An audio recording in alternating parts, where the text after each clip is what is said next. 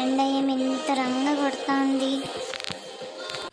ఇక్కడ చూస్తే ఇంత రంగా ఎండ కొడుతుంది. మా ఆయన చూస్తే కనీసము వేరే వాళ్ళ ఇంట్లోకి పోయి అడుక్కొని తీసుకురా అంటాడు. దీనికి పేరు అడుక్కునేది కాకపోతే ఇంకా వేరే ఏదైనా పెట్టాలా? నా జీవితమే ఇట్లుంటుందా లేదంటే అందరి జీవితాలు ఇట్లే ఉంటాయా ఏమో నాకు ఒక్కటే అర్థం కాదు. ఎక్కడ పోయినా ఇంతే ఉంటుంది కథ. ఆడపిల్ల జీవితం అంటే సరిగ్గా చదువుకొని కనీసము చదువుకొని ఏదైనా ఉద్యోగం చేసుకున్నామంటే మా అమ్మ నాన్నలకి స్తోమత లేకపోయే. వచ్చేవాడన్నా సరిగ్గా చూసుకుంటాడు అంటే వాడు సంసారానికి ఏమిటికి పనికి రాకున్నట్ల కనీసం తాగి తాగి తాగి కూర్చుంటాడు. తాగి తాగి తాగి ఏమైపోతాడా అనిపిస్తుంది. ఏమైనా అయిపోతే నా బతుకెట్లా? మా అమ్మోలేమో ఇచ్చిరి కూర్చుండ్రి. అవును, నా బిడ్డ అనేదన్నా ఎట్లుందో ఏమో అని చూసే గుణ రాలేదు. బహుశా వాళ్ళకి అర్థమైందేమో ఏం కథను.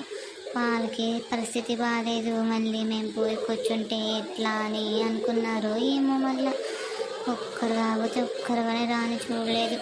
నా బతుకన్నది ఒకరోజు కడుపు నిండా అన్నం తిన్నానంటే ఇంకొక రోజు ఉండదు ఏమే కానీ. అయ్యో ఏ గిరిజక్క కదూ? అయ్యయ్యో ఏమైంది, ఇలా పడిపోయిందే? గిరిజక్క లే, గిరిజక్క ఏం ఇత్తరంగా పడిపోతుంది? ఏమైంది గిరిజక్క? లేదు కమల, తల తిరిగేసింది. ఎంత ట్రై చేస్తున్నా నిలబడడానికి కూర్చోడానికి కావట్లేదు. ఏం గిరిజక్క ఏమైంది అంతలా? ఏం ఆలోచిస్తున్నావు? అంత పరధ్యానంలో ఉన్నావు. ఏం జరిగింది అసలు?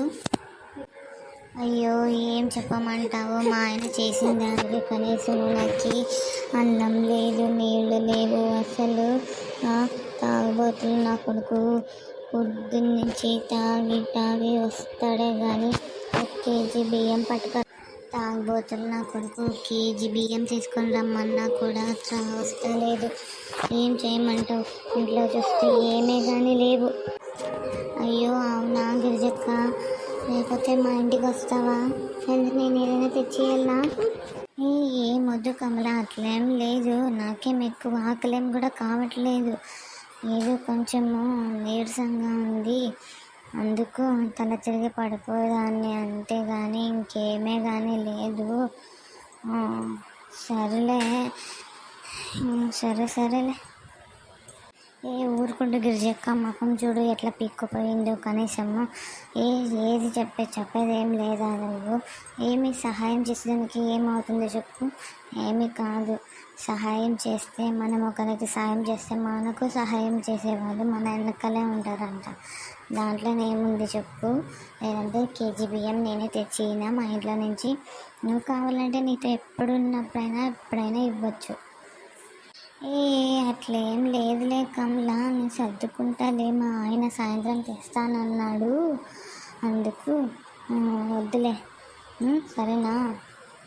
నువ్వు ఉండు గిరిజక్క, నేను తెచ్చిస్తాను. నువ్వు ఎట్లా అంటావు? కడుపు మార్చుకుని ఎంతసేపు అని ఉంటావు చెప్పు?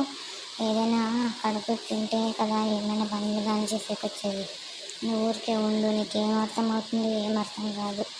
ఊరికే బాధపడుతూనే ఉంటావు ఎప్పుడు చూసినా. అయ్యో రామా, ఈ పిల్ల వద్దన్నట్లల్లా తెచ్చిస్తాను అంటుందే. ఇప్పటికే చాలా రుణపడిపోయాను, మళ్ళీ తెచ్చిస్తాను అంటుంది. ఎక్కడబ్బా నేను ఇవన్నీ దాచుకొని పెట్టుకునేది? ఎప్పుడబ్బా నేను వెళ్ళి రుణం తీర్చుకునేది? కనీసం సేరు బియ్యం కూడా తిరిగి వాపస్ ఇవ్వకపోతున్నానే. ఇలాంటి పరిస్థితి ఎవ్వరికే కానీ రాకూడదు.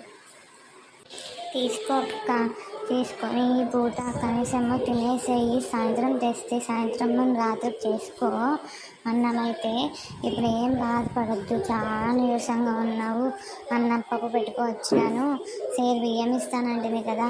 బియ్యం ఎందుకు మళ్ళీ నువ్వు పోయి వండుకోవాలా చేసుకోవాలా? ఇప్పుడే నీరసంగా ఉందని చెప్పేసి నేనే ఇంట్లో చేసి తెచ్చేసాను, తినేసే అక్క. చాలా రుణపడి ఉంటాను కమలా నీకు. ఒక్కసారి కాదు, 2 సార్లు కాదు, ఎప్పుడు చూసినా నాకు హెల్ప్ చేస్తూనే ఉంటావు. నా బతుకెందుకు ఇలా అయిపోయిందో ఏమో. రేపటి నుంచి నేనైనా పనికి పోవాలని అనుకున్నాను కమలా. అవునా అక్క, ఏ పనికి పోతావు? అయ్యో నాకు కూడా తెలియదు కమలా, వెతుక్కోవాలని అనుకుంటున్నాను. యాదో ఇండ్లు పనికో యాదో పనికో పోవాల. ఇంట్లో పనికి పోతేనే మేలు అనుకుంటున్నాను.